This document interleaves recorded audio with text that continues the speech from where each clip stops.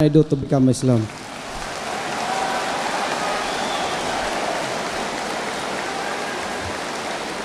بسم الله الرحمن الرحيم.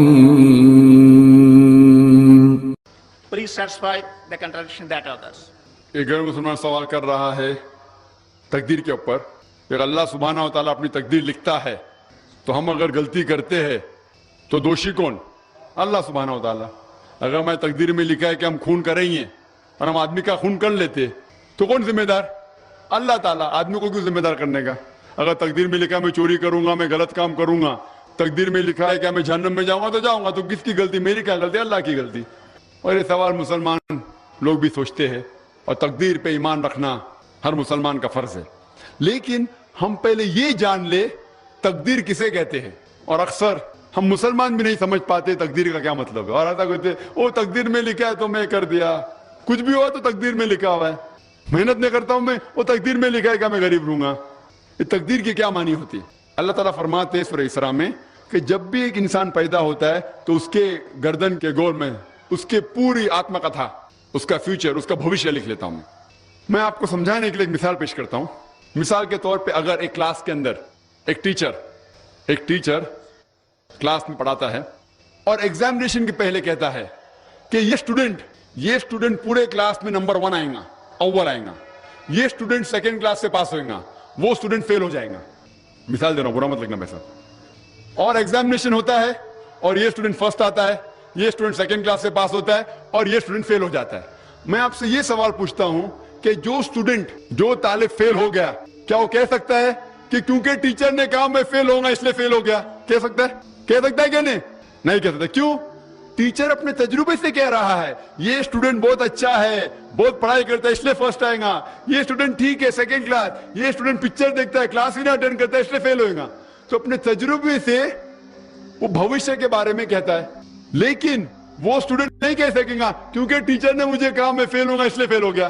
दोषी कौन? वो खुद स्टूडेंट, तो उसने पढ़ाई नहीं किया।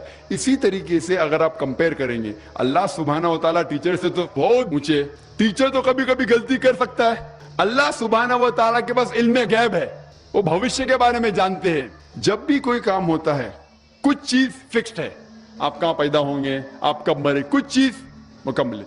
उसके अलावा अल्लाह सुब्हानहू व तआला ने आपको फ्री विल दिया है। फ्री विल मतलब आप जो भी चाहे चुन सकते हैं। अल्लाह ताला को हिदायत दी कुरान और हदीस में, लेकिन आपके ऊपर है आप उसके ऊपर अमल करें नहीं करें। लेकिन अल्लाह ताला जानता है आप क्या करेंगे। मिसाल के तौर पर आप एक रास्ते पे चल रहे हैं और एक चौराहे पे आते हैं, 4 रास्ते हैं, नंबर 1, नंबर 2, नंबर 3, नंबर 4। आप कोई भी रास्ता चुन सकते हैं। आप चुनते हैं रास्ता नंबर 3।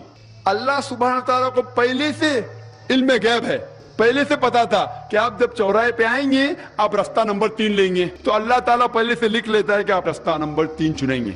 क्योंकि अल्लाह ताला ने लिखा इसलिए आप नहीं चुन रहे, क्योंकि आप चुनने वाले थे, अल्लाह ताला ने लिखा। इसे कहते हैं इल्म गैब। अल्लाह सुब्हानहू व तआला इल्म गैब है। अल्लाह ताला को पहले से पता था कि आप नंबर 3 चुनेंगे और अल्लाह ताला तकदीर में लिख दिया कि आप नंबर 3 रास्ता चुनेंगे। क्योंकि अल्लाह ताला ने लिखा इसलिए आप 3 नहीं चुन रहे, क्योंकि आप चुनने वाले थे, अल्लाह ने लिखा। और एक मिसाल पेश करता हूं। आपने 10वीं पास की, 12वीं पास की, आप डॉक्टर भी बन सकते, आप इंजीनियर भी बन सकते, आप लॉयर भी बन सकते। आप चुनेंगे डॉक्टर बनने के लिए। अल्लाह ताला को पता है कि आप जब 12वीं पास करेंगे तीनों चीज आप बन सकते हैं, आप डॉक्टर भी बन सकते, इंजीनियर भी बन सकते, लॉयर भी बन सकते। आप चुनेंगे डॉक्टर बनने के लिए, तो तकदीर में लिख दिया अल्लाह ताला आप 12वीं पास करेंगे और डॉक्टर बनेंगे। क्योंकि अल्लाह ताला ने लिखा इसलिए आप डॉक्टर नहीं बने, क्योंकि आपने चुना इसीलिए अल्लाह ताला ने पहले से लिख दिया। आप समझे? कुछ लोग कल एग्जाम है, अच्छा है, तालिब अच्छा है, अभी कल एग्जाम है, क्या पढ़ने का? तकदीर में लिखा है कि पास तो पास, फेल तो फेल, और वो नहीं पढ़ता है और वो फेल हो जाता है। तकदीर में लिखा होता है ये आदमी पढ़ता था तो पास होता था, लेकिन इसकी सोच भी टेढ़ी थी। अल्लाह ताला ने लिखा है तकदीर में ये शख्स अगर पढ़ता था पास होता था, लेकिन उसने सोचा क्या पढ़ूं मैं, तकदीर में लिखा नहीं पढ़ता फेल हो जाता है।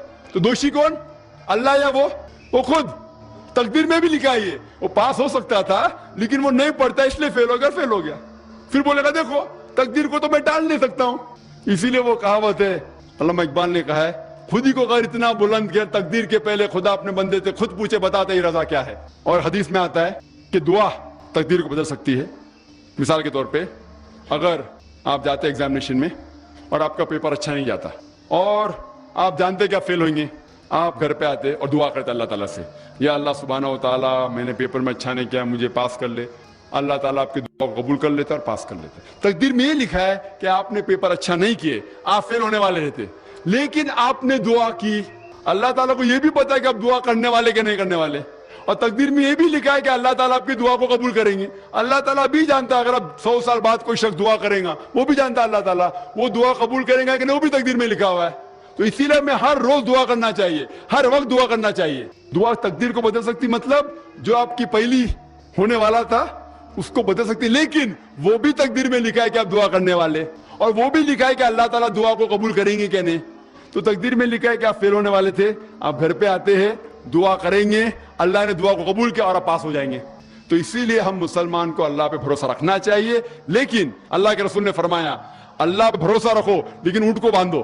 آپ نے کہہ سکتے اللہ پہ تقویٰ ہے, میں گھر کا دروازہ کھلا رکھوں گا, کوئی چور نہیں آئے گا. اللہ کے رسول نے فرمایا اللہ پہ بھروسہ رکھو لیکن اونٹ کو باندھو.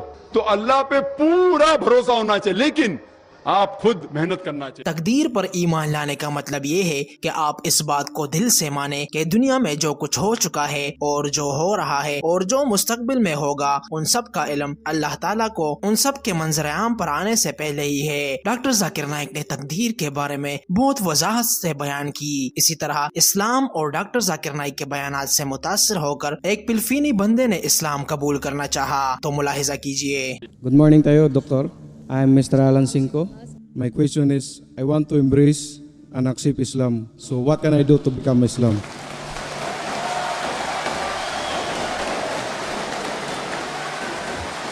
MashaAllah. Our Filipino brother, MashaAllah, may Allah accept his effort. He wants to accept Islam. In Islam, if you accept Islam, you only have to believe that there's no God but Allah and Prophet Muhammad is a messenger. Do you believe that there's one God? Yes, brother. Do you believe that no one deserves worship besides Almighty God Allah? Yes, I do. Do you believe that Prophet Muhammad is a messenger of Allah? Yes, I believe. So I'll just say in Arabic, repeat it, then we'll say the translation inshallah. Ashhadu Ashhadu Allah Allah ilaha ilaha illallah illallah wa ashhadu wa ashhadu anna anna Muhammadan Muhammadan abduhu abduhu wa rasuluhu. wa rasuluhu. MashaAllah. I bear witness. MashaAllah. I'll